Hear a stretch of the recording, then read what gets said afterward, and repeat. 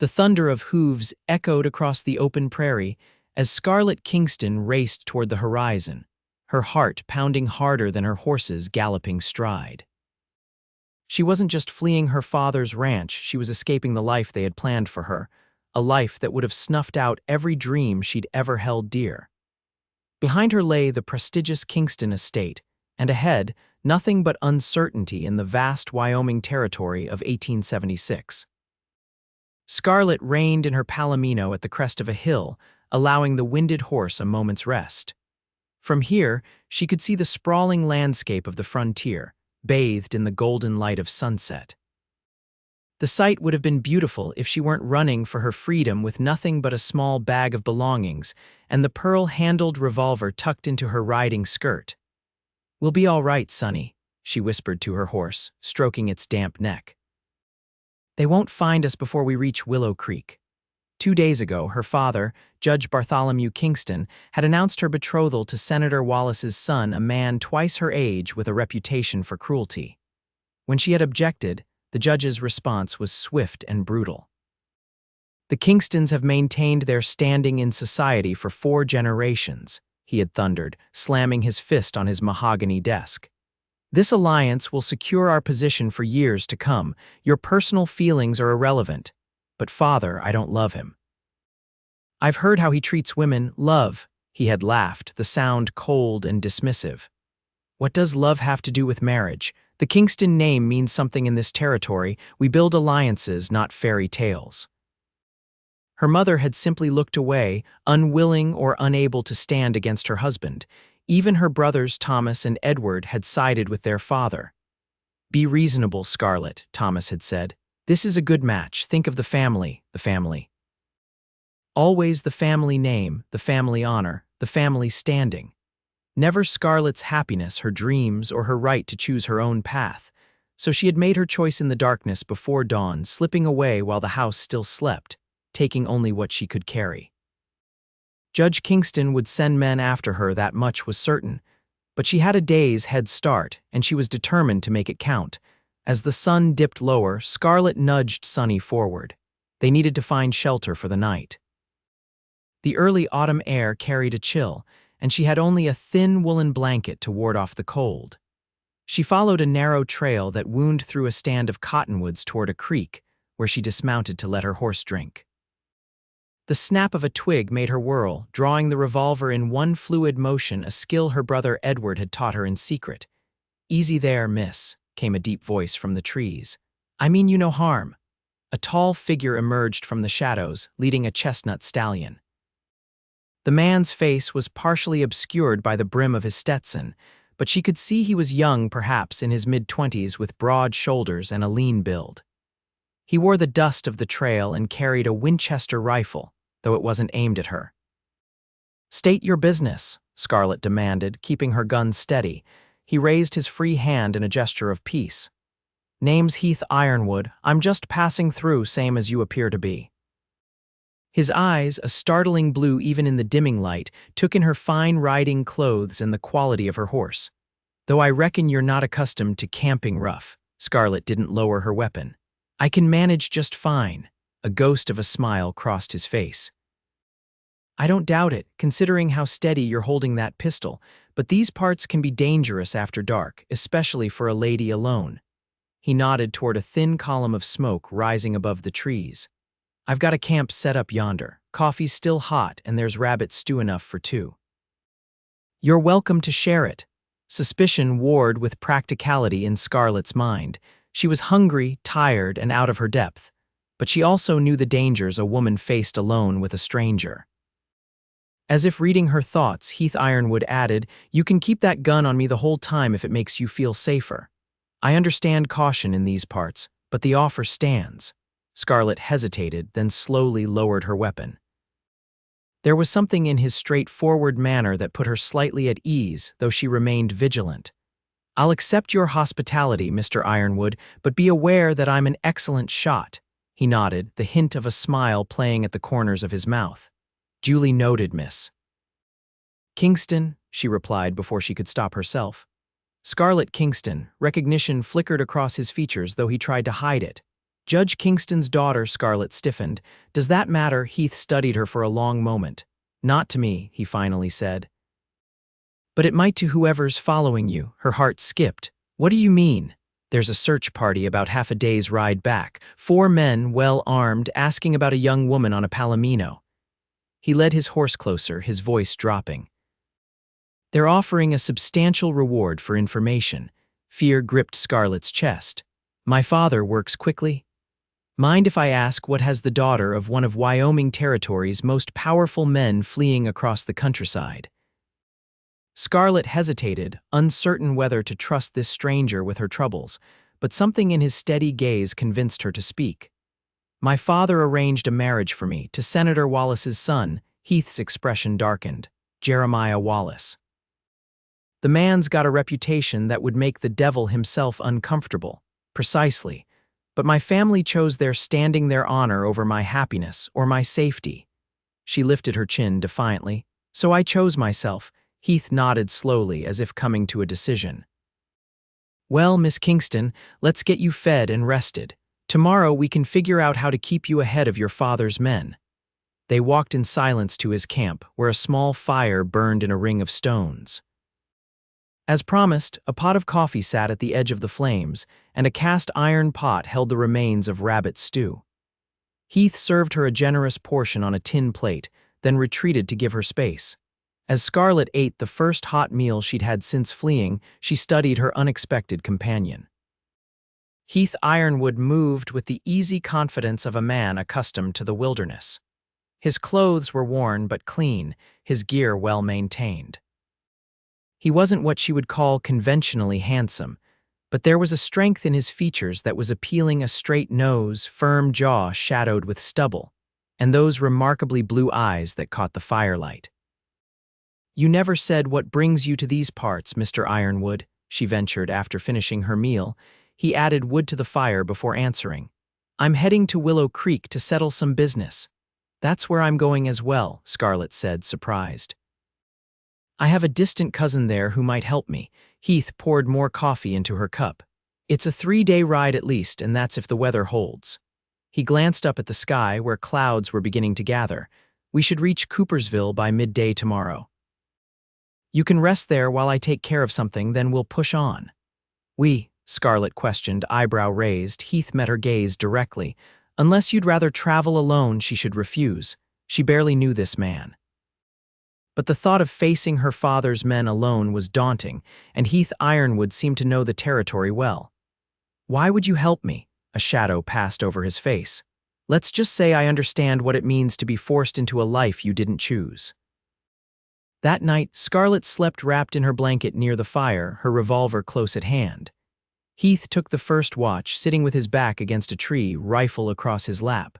Despite her exhaustion, sleep came fitfully. Every sound in the darkness jolted her awake: the hoot of an owl, the rustle of leaves in the breeze. During one such moment of wakefulness, she caught Heath looking at her, his expression unreadable in the dying firelight. You should sleep, he said softly. I'll keep watch. Why are you really helping me, Mr. Ironwood? She asked, sitting up. He was silent for so long she thought he might not answer.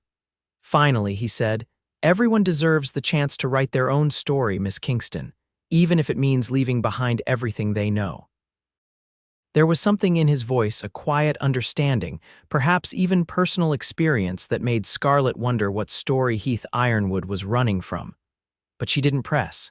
Instead, she lay back down, and this time, sleep came easier. Morning brought a light drizzle that dampened the earth and made the air heavy with the scent of wet soil and pine. They broke camp quickly, Heath insisting they cover their tracks as best they could. He seemed more vigilant than the day before, frequently checking the trail behind them. As they rode, Scarlett found herself studying her companion. There was an ease to the way he sat a horse, a natural grace that spoke of years spent in the saddle. He didn't speak much, but when he did, his words were thoughtful, his observations keen. Have you always lived in the territory? She asked as they forded a shallow stream. No, grew up back east Massachusetts, came out here after the war. You fought? He nodded, a brief dip of his chin. Union Army, too young really, but I lied about my age, wanted to do my part. And your family, a muscle tightened in his jaw. Don't have much of one anymore. My father died before I was born. Mother passed while I was at war. There was a brother, but he trailed off, then changed the subject. Tell me about this cousin in Willow Creek, Scarlett allowed the diversion. Amelia Baker. She's my mother's cousin, though they haven't spoken in years. Amelia married beneath her station a shopkeeper and was cut off from the family, but she wrote to me sometimes. She seemed happy with her choice. And you think she'll help you? I hope so. I have nowhere else to go. They rode in companionable silence until midday, when the distant buildings of Coopersville came into view. It wasn't much of a town, a single street with a general store, saloon, livery, and a handful of other buildings, but it represented relative safety after the isolation of the trail. We'll stop at the livery first, Heath said as they approached. Get the horses cared for, then find something to eat. The livery stable was run by an elderly man with a perpetual squint and gnarled hands that spoke of decades of hard labor. He eyed Scarlett curiously but asked no questions as Heath arranged for their horses to be fed and rested. Going to be in town long? The old man asked, pocketing Heath's payment. Just passing through, need to take care of some business, then we'll be on our way. The liveryman nodded, then leaned closer. Might want to know there's been some talk, men asking about a young woman traveling alone, offering money for information. Heath's expression remained neutral, but Scarlett felt a chill run through her. Appreciate the warning, he said, guiding Scarlett out with a hand at the small of her back. Outside, he kept his voice low. We need to get you somewhere out of sight. The hotel's too obvious. Where, then? Heath considered for a moment. There's a widow who lives on the edge of town, Mrs. Peterson. She sometimes takes in travelers. She's discreet and won't ask too many questions if we pay well. They found Mrs. Peterson hanging laundry behind a small, well-kept house. She was a stout woman in her 50s with kind eyes and a no-nonsense manner. After a brief explanation from Heath omitting any mention of Judge Kingston or pursuit, she agreed to let Scarlett stay while Heath attended to his business in town. I won't be long, he promised as Scarlett settled into the small guest room. Stay inside, away from the windows. If anyone comes asking questions, I know how to remain hidden, Mr. Ironwood, she interrupted with a small smile. I managed to slip away from a house full of servants undetected. He nodded, a hint of admiration in his eyes. Of course, still be careful. After he left, Mrs. Peterson brought tea and fresh bread along with a basin of warm water for washing. She didn't pry, but her shrewd gaze took in Scarlett's quality clothing and refined manners. Running from something, are you? She finally asked. Scarlett hesitated, then decided on honesty. Someone. My father arranged a marriage I couldn't accept. Mrs. Peterson nodded, unsurprised. Been there myself long ago, married the man I chose instead, never regretted it, though life wasn't always easy. She patted Scarlett's hand. Your young man seems decent enough, Mr. Ironwood. He's not we only just met. He's helping me reach my cousin in Willow Creek. Is that so? The older woman's eyes held a knowing gleam. Well, a man doesn't risk himself for a stranger without good reason, and the way he looks at you. She shrugged. Just an old woman's observation. Scarlett felt heat rise to her cheeks but dismissed the idea. Heath was simply being kind, perhaps seeing in her situation echoes of his own past troubles. There couldn't be more to it than that. Hours passed with no sign of Heath's return. As afternoon faded into evening, Scarlett grew increasingly anxious. Mrs. Peterson tried to reassure her, serving a simple but hearty supper and encouraging her to rest, but sleep remained elusive. It was past midnight when Scarlett heard footsteps on the porch. She reached for her revolver just as Mrs. Peterson's voice sounded from the front room, followed by Heath's deeper tones. Relief flooded through her, only to be replaced by alarm when she opened her door and saw him. Heath's face was bruised, a cut above his right eye crusted with dried blood. He held himself stiffly, one arm pressed against his ribs as if they pained him, but his eyes were alert as they met hers. What happened? She gasped, hurrying to his side. Nothing that won't heal, he said grimly, but we need to leave, now. Mrs. Peterson was already packing food into a sack. I've sent my boy to fetch your horses from the livery. He'll bring them around back. Scarlett helped Heath to a chair, her hands gentle as she examined the cut on his forehead. Who did this? He caught her wrist, his grip firm but not painful. Your father's men are in town. They've got descriptions of both of us now. Both. Scarlett's stomach dropped. How do they know about you? Someone recognized me, connected me to you. His expression was grim. We need to take a different route to Willow Creek. They'll be watching the main trails. Mrs. Peterson returned with the food bundle and a small medical kit.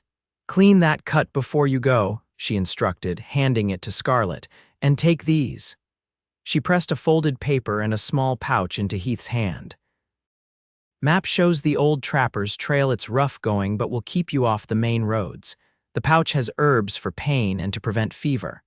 While Scarlett cleaned Heath's wound, Mrs. Peterson continued, My boy says there are 4 men staying at the saloon.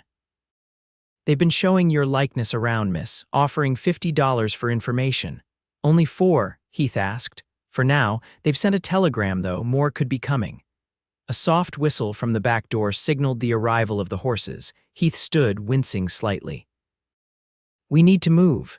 If we ride through the night, we can reach the mountains by dawn. They'll have a harder time tracking us there. Scarlett gathered her few belongings while Heath conferred with Mrs. Peterson's son about the best route. Within minutes, they were mounted and moving silently away from the small house, keeping to the shadows as they skirted the edge of town. The night was cloudy, the moon only occasionally breaking through to light their path. They rode in tense silence until the lights of Coopersville were far behind them. Finally, on a ridge overlooking the vast, dark landscape, they paused to rest the horses. Are you going to tell me what really happened back there? Scarlett asked, watching Heath check the cinch on his saddle. He straightened with a suppressed groan. I went to send a telegram. Thought I might have a friend in Cheyenne who could help. That's when I overheard your father's men in the telegraph office describing you to the operator. His voice hardened. And describing what they'd do to anyone helping you. But how did they connect you to me? Heath hesitated. Someone recognized me from before, from another life. He met her gaze directly. There's something you should know, Miss Kingston. My name wasn't always Ironwood. Scarlett felt a prickle of unease. What do you mean? I was born Heath Ironwood. My father was Charles Ironwood. The name struck Scarlett like a physical blow. Everyone in Wyoming Territory knew the story of Charles Ironwood, once one of the wealthiest ranchers in the region, whose empire had collapsed amid accusations of fraud and cattle rustling. He had died in disgrace, his family name ruined. The Ironwood scandal, she whispered. That was your family. Heath's face was expressionless in the darkness. My father was innocent. The evidence was fabricated, the witnesses paid off, but it didn't matter. The Ironwood name became poison. After I came back from the war and found everything gone, I changed it, started over. Who would do such a thing? Frame your father? His silence was answer enough. Understanding dawned on Scarlett with sickening clarity. My father, the judge who presided over the case. Heath nodded once. Judge Kingston ensured my father was found guilty. He seized our land, our assets, everything. My mother died of grief shortly after. Scarlett felt ill. And you knew who I was from the beginning. Yes. Then why help me? You should hate me. Heath's expression softened slightly. I did at first. When I realized who you were, I thought perhaps it was fate, a chance to exact some kind of justice. But then what? He looked away. Then I saw you were running from the same kind of injustice that destroyed my family. You didn't choose your father any more than I chose mine. They stood in silence, the weight of shared history hanging between them.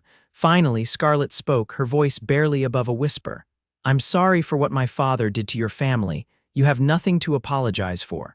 Still, I understand if you want to part ways. You've risked enough already, and now that I know the connection, is that what you want? Heath interrupted, his gaze intent. Scarlett considered the question honestly.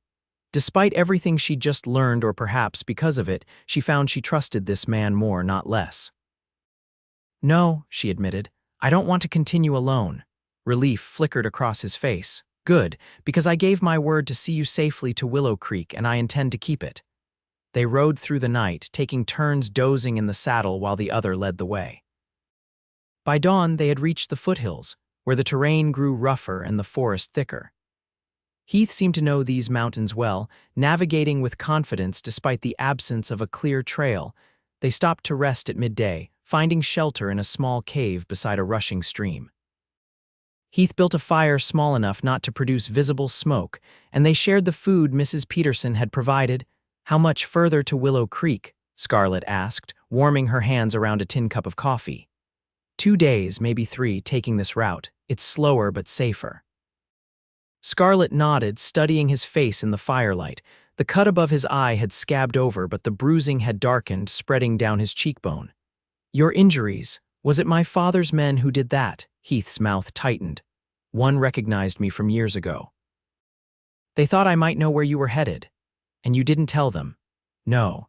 The simple response concealed what must have been a brutal interrogation. Scarlett felt a surge of gratitude and something else, something warmer that she wasn't ready to examine too closely. "Thank you," she said softly. Heath met her gaze, and for a moment something unspoken passed between them. Then he looked away, clearing his throat. "You should rest. I'll keep watch." But Scarlett wasn't tired. Instead, she found herself wanting to know more about this man who had risked himself for her. "Tell me about your life before everything changed." Heath was silent for so long she thought he might refuse. Then he began to speak, hesitantly at first, then with growing ease. He told her about growing up on a vast ranch in the shadow of the mountains, about learning to ride almost before he could walk, about a mother who read poetry by lamplight and a father who taught him to judge a man by his actions, not his words. "It wasn't perfect," he admitted. "My father could be harsh sometimes, demanding, but he was fair, honest, nothing like the thief they painted him to be at the trial." "And after, where did you go when you returned from the war?" "Drifted mostly, worked ranches from Texas to Montana, never stayed anywhere long." He poked at the fire with a stick. "For a while, I thought about confronting your father, demanding he admit what he'd done, but what would that accomplish? It wouldn't bring my parents back. So you changed your name and started over. Tried to. Some ghosts follow you, no matter how far you run." Scarlett thought of her own situation, fleeing a family that valued its reputation above her happiness. "I understand that better than most." As they continued their journey over the next 2 days, a tentative friendship formed between them. Heath shared his knowledge of the wilderness, teaching Scarlett how to identify edible plants, how to move silently through the forest, how to read the weather in the shape of the clouds. In return, she told him about her life in the Kingston household, the stifling expectations, the rigid rules, but also the secret moments of joy. Riding alone at dawn, reading novels her father would have disapproved of, dreaming of a different life. "I always knew I didn't fit," she confessed one evening as they sat beside another small fire, the mountains rising around them like protective sentinels. "My mother tried to mold me into a proper society lady, but I was always too curious, too outspoken." "Those aren't flaws," Heath said. "They are in the world I come from," Scarlett smiled wryly. "A world where a woman's highest achievement is making a good match and producing heirs." Heath studied her across the flames. "What do you want, Scarlett, if you could have any life you chose?" It was the first time he had used her given name, and the sound of it in his deep voice sent an unexpected warmth through her. "I want to be free," she said after a moment's reflection. "Free to make my own choices, my own mistakes, to live honestly." She looked up at him. "What about you?" "What do you want?" Something shifted in his expression, a softening around the eyes, a vulnerability he rarely showed. "For a long time, all I wanted was to clear my father's name, to make your father pay for what he did." He paused. "But now I'm not so sure that's enough anymore." "What changed?" Heath's gaze was steady, unwavering. "I met you." The air between them seemed to still, charged with unspoken possibility. But before Scarlett could respond, a distant sound broke the moment, the faint but unmistakable bark of a tracking hound. Heath was on his feet instantly, stamping out the fire. "They've found our trail," fear shot through Scarlett. "How? We've been so careful." "Doesn't matter now, we need to move." He was already gathering their belongings, his movements quick and efficient. "The creek runs deep about a half-mile ahead. We can use it to throw off the dogs." They rode hard through the darkness, the sound of pursuit growing louder behind them. When they reached the creek, Heath led them downstream, the horses struggling against the swift current. The cold water numbed Scarlett's legs, but she pressed on, fear giving her strength. For hours, they followed the waterway, sometimes riding in the shallows, sometimes on the rocky banks, doubling back occasionally to confuse their trail. By dawn, the sounds of pursuit had faded, but Heath remained vigilant, his eyes constantly scanning the horizon.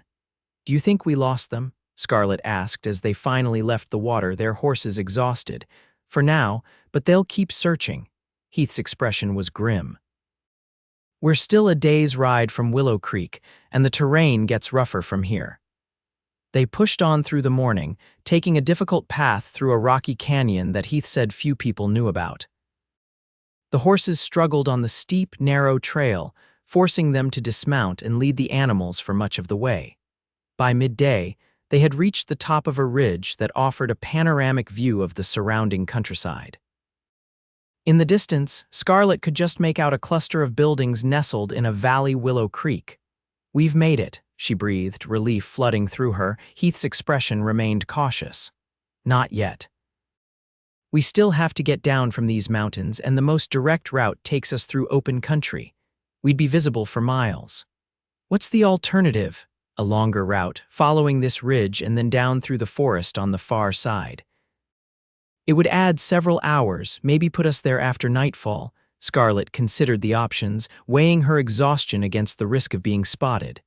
"The longer route seems safer." Heath nodded his agreement, but as they turned to remount, a shot rang out, the bullet splintering bark from a tree inches from Scarlett's head.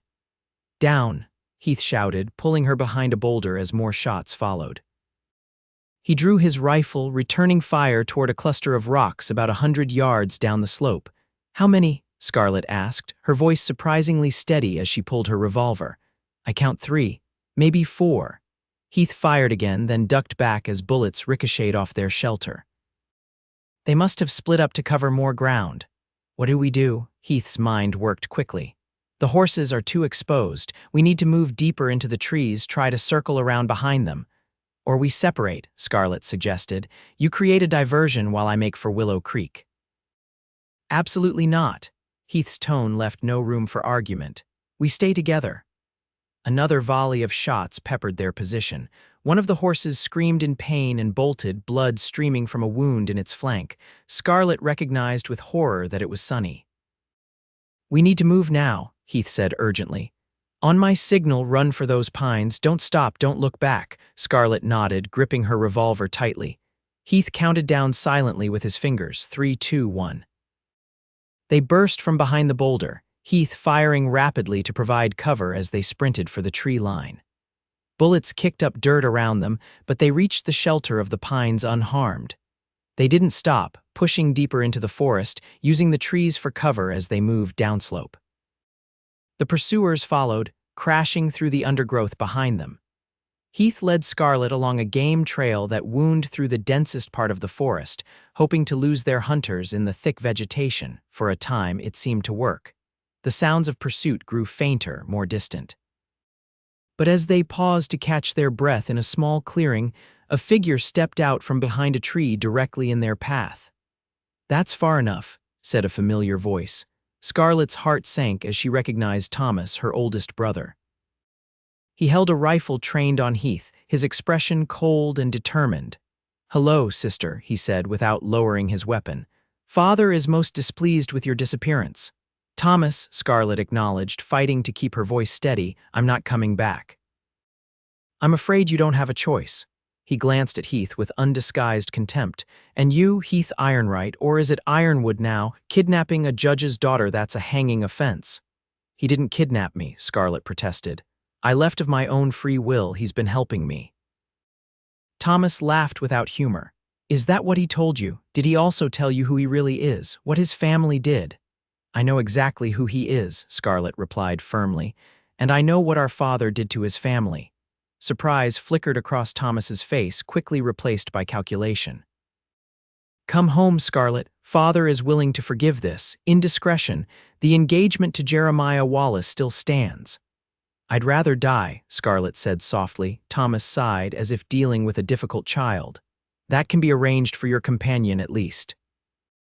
He shifted his aim slightly, centering on Heath's chest. "Father only needs you alive, Scarlett, not him. Everything happened in a blur." As Thomas's finger tightened on the trigger, Heath lunged forward, pushing Scarlett aside. The rifle cracked, and Heath staggered but remained standing. In the same moment, Scarlett raised her revolver and fired. The shot went wide, but it was enough to throw Thomas off balance. Heath recovered and charged, tackling him to the ground. The two men struggled for the rifle, rolling across the forest floor in a desperate contest of strength. Thomas was larger, but Heath fought with the determination of a man with nothing left to lose. They crashed into a tree, the impact jarring the rifle from Thomas's grasp. Heath scrambled for it, but Thomas pulled a knife from his boot and slashed wildly. Scarlett aimed her revolver again, but the men were moving too quickly, too entangled for her to risk a shot. She watched in horror as Thomas's knife found its mark, slicing across Heath's arm, but Heath didn't falter. He caught Thomas's wrist on the next strike, twisting until the knife fell to the ground. A well-placed punch sent Thomas sprawling, dazed. Heath retrieved the rifle and his own weapon, keeping both trained on Thomas as he backed toward Scarlett. "Are you hurt?" he asked without taking his eyes off her brother. "No, but you're bleeding." Heath ignored the observation. "We need to move, the others can't be far behind." "What about him?" Scarlett gestured toward Thomas, who was slowly regaining his senses. Heath considered for a moment. "We'll take his weapons and ammunition. Bind him, but not so tight he can't eventually free himself." They worked quickly, using leather straps from Thomas's gear to secure his hands and feet. As they finished, Thomas looked up at Scarlett, genuine confusion in his eyes. "Why, Scarlett? Why throw away everything, your family, your position, your future for this?" "Outlaw." Scarlett knelt beside her brother, meeting his gaze steadily. "Because he sees me as a person, not a possession. Because he risked his life for my freedom, while my own family tried to sell me to the highest bidder." She stood, her decision made. "Tell father I'm never coming back. The next time he sends men after me, I won't show mercy." They left Thomas in the clearing and continued downslope at a grueling pace. Heath's arm was bleeding steadily, the sleeve of his shirt soaked crimson, but he refused to stop until they had put several miles between themselves and the clearing. Finally, beside a small stream, he allowed Scarlett to examine his wound. The knife had cut deeply into his forearm, though thankfully it had missed any major vessels. "It needs stitching," she said, tearing strips from her petticoat to bind it temporarily. "It can wait until we reach town." Heath winced as she tightened the makeshift bandage. "And the bullet?" Scarlett asked, eyeing the tear in his shirt where Thomas's shot had caught him. Heath touched his side gingerly. "Grazed me, nothing serious." They had lost both horses, forcing them to continue on foot. The going was slow, especially with Heath weakening from blood loss, but by dusk, the lights of Willow Creek were visible in the valley below. "We made it," Scarlett said, allowing hope to rise within her for the first time in days. Heath nodded, his face pale in the fading light.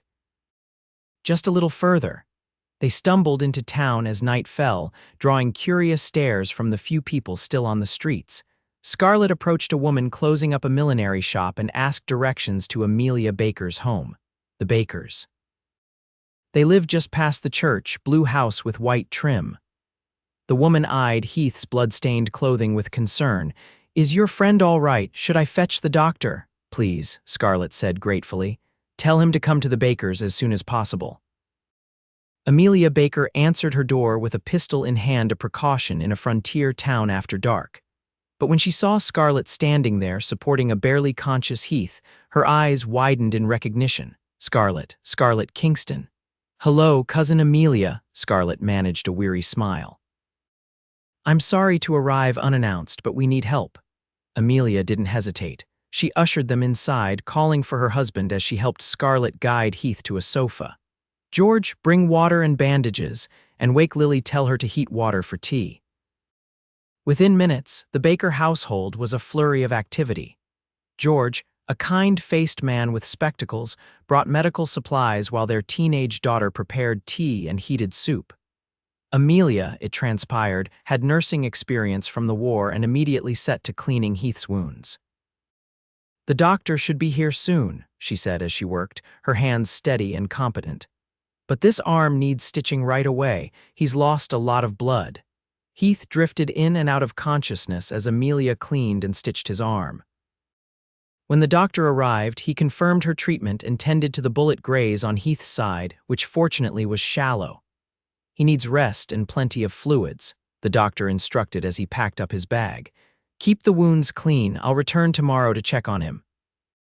After he left, Amelia settled Scarlett at the kitchen table with a bowl of soup and a cup of tea. Now, she said gently, perhaps you can tell me what brings Judge Kingston's daughter to my door in the middle of the night with a wounded man. Scarlett told her everything: the arranged marriage, her escape, meeting Heath, and learning the truth about her father's role in destroying the Ironwright family. Amelia listened without interruption, her expression growing increasingly troubled. Your father always was ruthlessly ambitious, she said when Scarlett finished. It's why my marriage to George was such a scandal. The Kingstons couldn't abide connection to someone in trade, no matter how successful. She reached across the table to squeeze Scarlett's hand. But you were right to leave. Jeremiah Wallace is known even here for his cruelty. Will you help us? Scarlett asked. I know it's asking a lot. Of course we'll help, Amelia said firmly. You can stay as long as you need, both of you.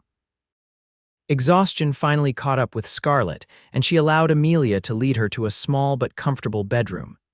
Despite her fatigue, she checked on Heath one more time before retiring.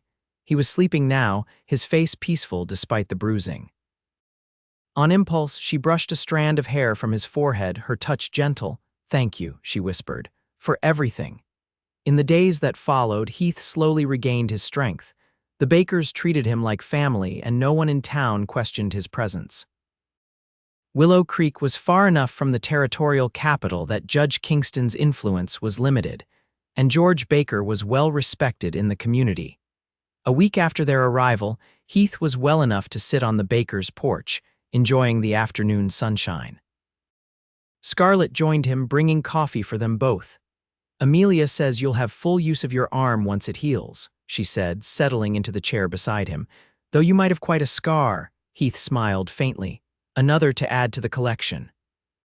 He took a sip of his coffee, then asked, Have you decided what you'll do next? The question caught Scarlett by surprise. I hadn't thought much beyond reaching Willow Creek. Amelia has offered to let me stay, help in the shop. She studied his profile. What about you? Heath was silent for a moment, his gaze on the distant mountains. I've been drifting for so long, I'm not sure I know how to stop. He turned to look at her directly. But I'd like to try. Here, Scarlett asked, her heart beating faster, if there's reason enough to stay. The air between them seemed to hum with possibility. Scarlett found herself remembering every moment of their journey, the way he'd protected her, respected her choices, seen her as an equal partner in their survival. I think, she said slowly, that Willow Creek could use someone with your skills. George mentioned the liveries for sale, the owner's getting too old to manage it. Heath considered this. I've always had a way with horses. And Scarlett hesitated, then gathered her courage. And I'd like you to stay, for me. His eyes softened as they met hers. Scarlett Kingston, are you asking me to court you properly? I believe I am, Mr. Ironwood. She smiled, feeling lighter than she had in years. Though perhaps we should start with dinner. Tonight, Heath reached for her hand, his touch gentle but sure. I'd like that very much. As spring blossomed into summer, Heath and Scarlett's courtship became the talk of Willow Creek. He purchased the livery with money he'd saved over years of wandering, transforming it into a successful business.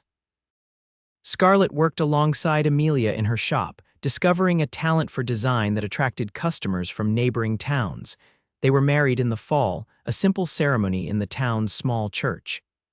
Amelia stood as Scarlett's witness, and George as Heath's. No Kingstons attended, though Scarlett had sent invitations to her mother and brothers. Only Thomas replied, a brief note wishing her happiness but declining to attend. Judge Kingston made one final attempt to reclaim his daughter, sending a lawyer with threats of legal action. But the Bakers and the townspeople of Willow Creek closed ranks around the newlyweds. The lawyer returned to Cheyenne empty-handed, and no further challenges came. In time, Heath and Scarlett built a home on the outskirts of town, with room for the horses Heath bred and trained. They became respected members of the community. Heath for his fair business practices and skill with difficult animals, Scarlett for her growing reputation as a dressmaker, and her work establishing the town's first proper school. On their first anniversary, as they sat on the porch of their home watching the sunset paint the mountains gold, Heath presented Scarlett with a small wooden box.